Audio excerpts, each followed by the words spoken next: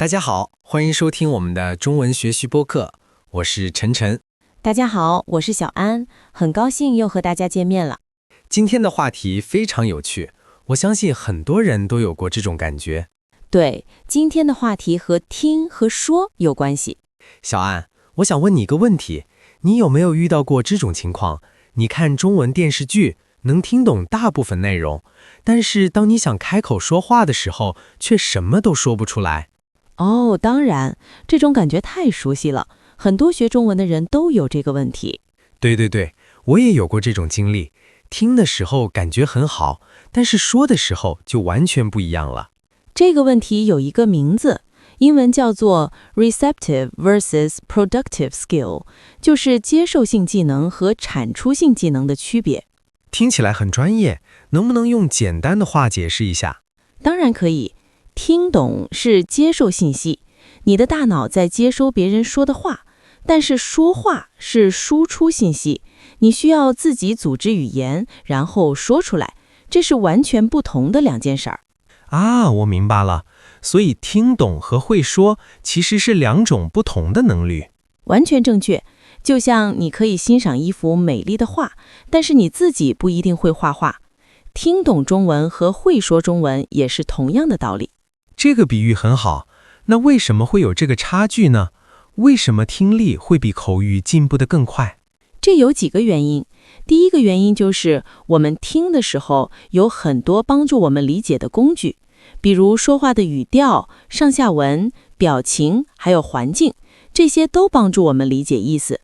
对，看电视剧的时候有画面、有音乐、有字幕，所以就算不懂每一个词，也能大概猜到意思。非常对，但是说话的时候你没有这些帮助，你必须自己想出每一个词，然后把词放在正确的位置，然后正确的发音，然后在很短的时间内说出来。哇，这样说来，说话真的很难。是的，说话需要你同时做很多事情，所以很多人会觉得听的时候很轻松，但是说的时候就紧张了。那还有其他原因吗？还有一个很重要的原因就是练习的机会不同。大多数人学中文，听的时间比说的时间多很多。他们听课、听音乐、看电视，但是很少有机会真正开口说话。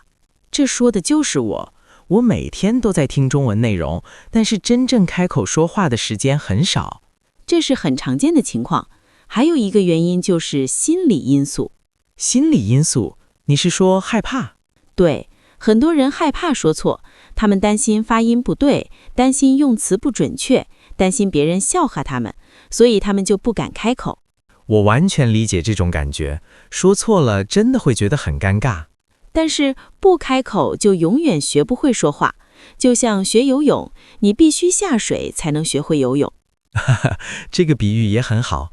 那我们来说一个真实的例子吧。你有没有认识这样的人？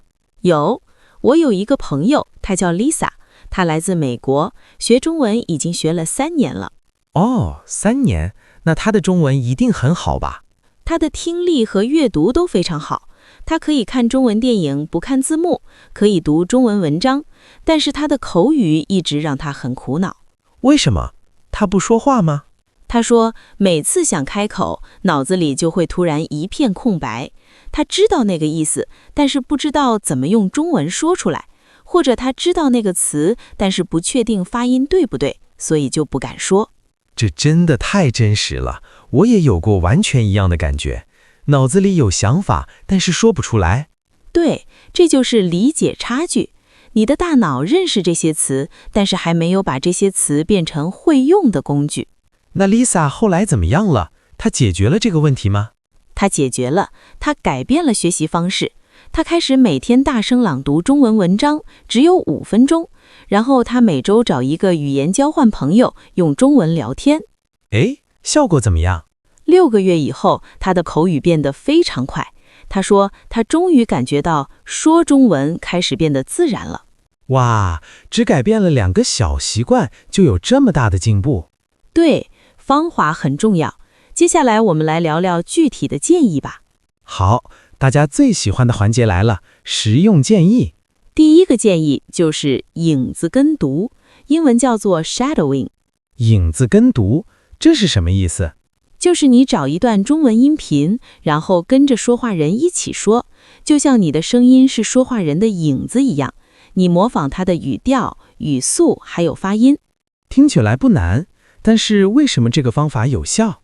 因为这个方法可以帮助你的嘴巴和大脑同时练习，你不需要想词，因为音频已经给你了，你只需要专注于说出来这个动作，慢慢的，你的口腔肌肉就会记住那些声音。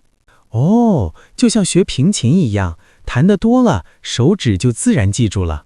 完全正确，说话也是一种肌肉秘诀，你说的次数越多，就会越自然。好，我记住了。第一个建议是影子跟读，第二个建议是什么？第二个建议是自言自语练习。自言自语，就是自己和自己说话。对，很多人觉得这很奇怪，但是这个方法真的非常有效。你可以在做日常事情的时候，用中文描述你正在做的事情。能举个例子吗？当然，比如你早上刷牙，你可以说我在刷牙，我用的是薄荷味的牙膏。做饭的时候可以说我在切菜，今天我要做西红柿炒鸡蛋。哈哈，这个方法很有趣，不需要找别人，随时随地都可以练习。对，这个方法的好处是你用的都是真实生活的语言，这些词和句子对你来说有意义，所以更容易记住。而且不用担心说错了，别人会笑话你，因为只有自己听。对，这是一个完全没有压力的练习方式。好，第二个建议是自言自语练习，那第三个建议呢？第三个建议是接受不完美。接受不完美，这是一个建议吗？听起来更像是一种心态。对，这是一种很重要的心态。很多学习者口语变慢，不是因为他们不努力，而是因为他们太害怕出错了。我完全理解这种感觉，说错了真的会让人很难为情。但是犯错是学习语言的必要过程，每一个说得流利的人都经历过无数次错误。包括母语者吗？当然，小孩子学母语的时候也会说很多奇怪的句子，也会发音不对，但是父母不会笑话他们，而是继续和他们交流。对，没有人从一开始就说得很好。所以，当你说错的时候，不要停下来，不要道歉，继续说下去，把注意力放在交流上，而不是放在完美的语法上。这个建议让我感觉轻松多了，我总是太在意自己说的对不对。你不是一个人，很多人都有这个问题。但是记住，沟通是语言的目的，你说的话别人能听懂就已经成功了。哈哈，说得真好。那我们来谈谈为什么这些方法会有效。